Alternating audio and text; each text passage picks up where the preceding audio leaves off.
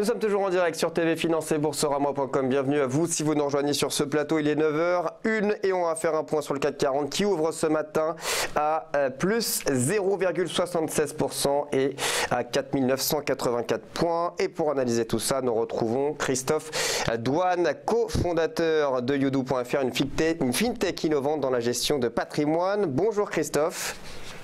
Bonjour David. Alors on l'a vu le vendredi, le CAC 40 a sauvé la face entre guillemets avec une légère hausse à plus 0,18% et cela ne dissipe pas le sentiment de malaise général renforcé par l'effondrement du cours du pétrole. Oui, tout à fait. On a des éléments exogènes qui sont toujours présents.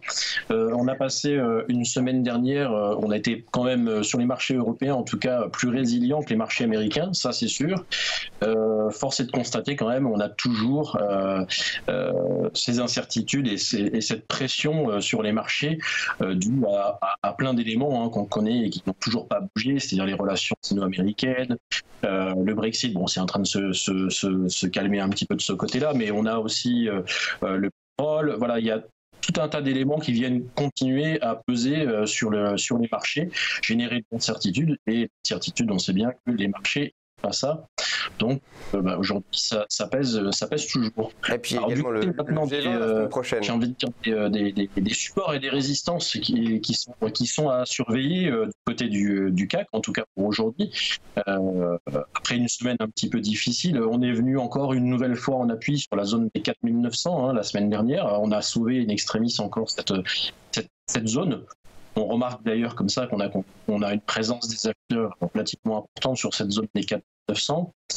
On est là en ce moment, au moment où je vous parle, on est sur la zone psychologique des 5000, mais j'ai envie de dire c'est pas un élément très marquant en termes de zone. La zone la plus importante qu'il va falloir regagner pour repartir sur des niveaux plus intéressants, c'est la zone des 5040, 5050. Cette zone elle change pas, elle a fait pendant un bon moment.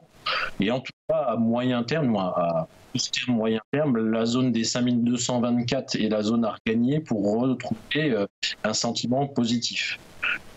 Alors il y a aussi le G20 la semaine prochaine qui va pouvoir impacter d'une manière ou d'une autre sur le CAC 40. On imagine que les investisseurs attendent aussi beaucoup de ce G20. Je ne sais pas s'ils attendent beaucoup, en tout cas, le moindre indicateur qui va pouvoir leur enlever ce sentiment d'incertitude, d'ailleurs on le voit sur le VIX, ça pèse, on a toujours un VIX à 22. Tant qu'on a des indicateurs comme le VIX aussi, de façon aussi élevée, alors élevé c'est à prendre avec avec relativité, mais en tout cas, depuis début octobre, le VIX est à ce niveau-là et il ne redescend pas. C'est quand même signe que les investisseurs sont tendus. Donc, le moindre élément économique qui pourra venir d'un discours de la Fed, de la BCE ou du G20, ce sont des éléments qui auront en tout cas plus d'impact que les indicateurs économiques tels qu'on peut les voir au cours de la semaine. Et du côté du commerce, il y a eu le Black Friday vendredi.